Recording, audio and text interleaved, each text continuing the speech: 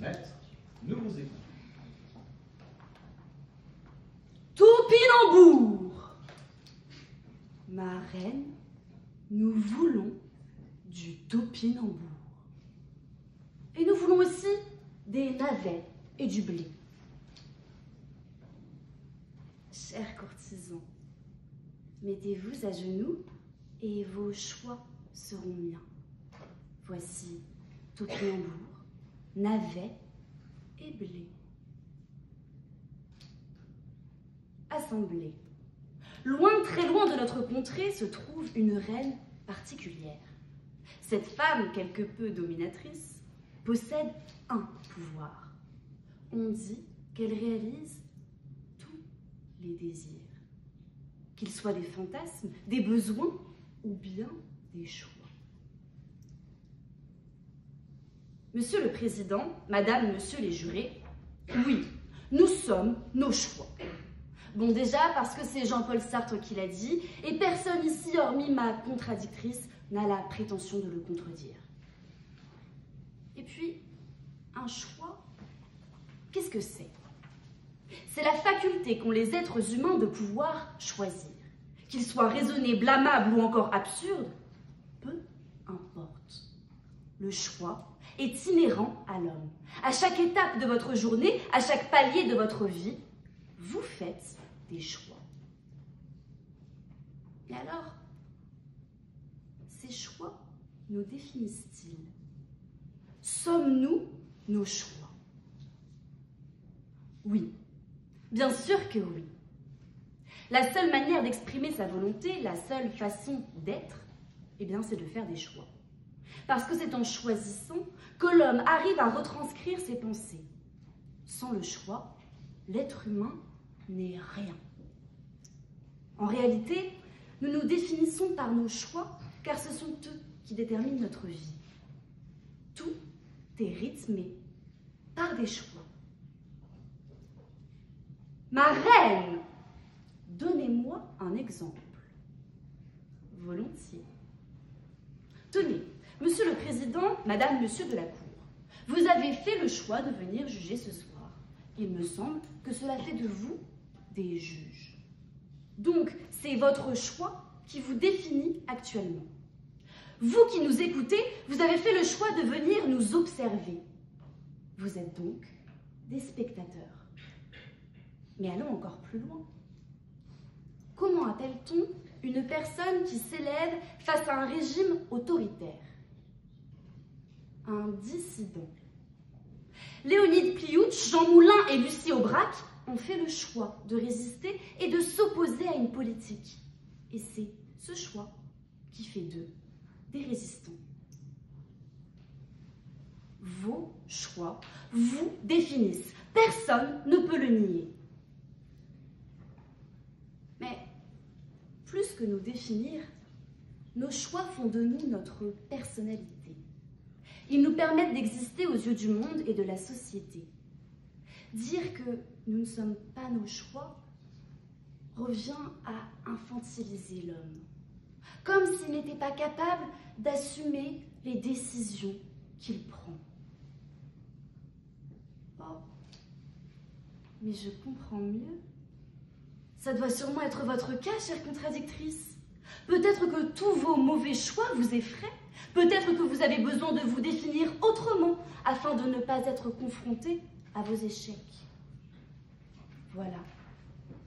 Voilà ce qui vous empêche d'affirmer que nous sommes bien nos choix. La reine a choisi et c'est la peur qui est sortie. La peur a envahi ma contradictrice. Elle est aveuglée, aliénée par ses propres craintes. Vous avez peur de vous retrouver face à vos décisions. Vous avez peur de vous rendre compte que la tempête de vos mots n'est causée que par un petit choix. Vous avez peur du changement. Ne vous inquiétez pas, ça va bien se passer. Ma reine, que faire lorsqu'on a peur? Tu as peur? Arrête. Et je vous rassure, nous ne sommes pas qu'un choix, mais la somme de nos choix. Un choix mauvais peut donc être compensé par un bon. Nous ne sommes pas de bonnes ou de mauvaises personnes. Cette vision dichotomique retire toute la complexité de l'être humain. Après, si vous ne faites que des mauvais choix, on ne peut pas faire grand-chose pour vous.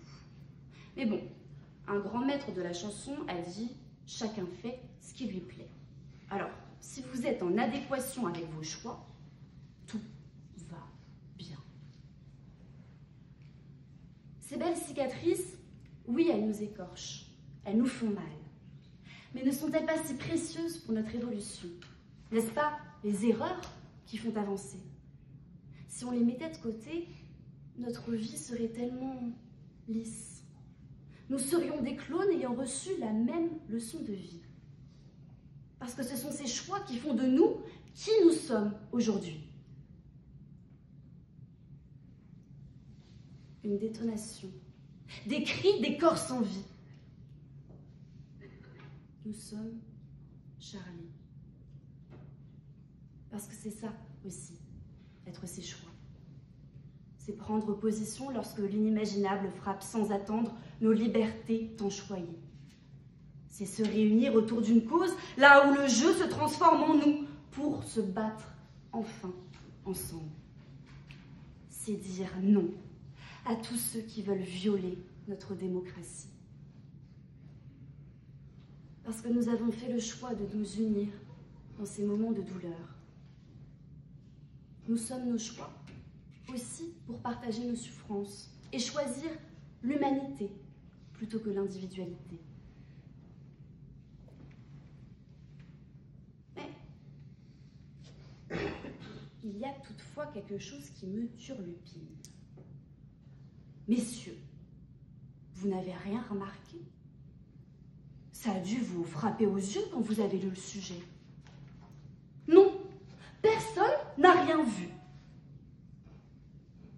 Nous sommes nos choix. Choix. C-H-O-I. Toujours pas. Marraine, que faire lorsque l'on est chauve? Eh bien, on appelle la clinique Eiffel Paris et là, magie, grâce à la greffe de cheveux choix, vous retrouvez la crinière de votre jeunesse. Pour que cela reste un choix, choisissez choix. Car, libre à vous de rester chauve, c'est votre choix. Mais tout le monde ne veut pas ressembler à un pouce. Alors, chère contradictrice, respectez le choix de tous les hommes. Ne les stigmatisez pas, ne les empêchez pas de remplir leur crâne. La calvitie n'est pas une fatalité. Nous sommes nos choix. Vous êtes des hommes, nous sommes nos cheveux.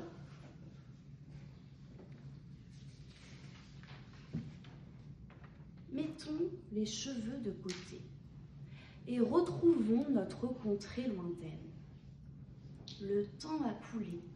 Les pouvoirs d'antan ne font plus l'unanimité. Des individus se sont battus pour avoir du topinambour ou bien de la liberté, sans nul besoin de l'aide d'une reine. Ils ont assumé leur choix et décidé de la renverser. La reine est morte, vive la reine.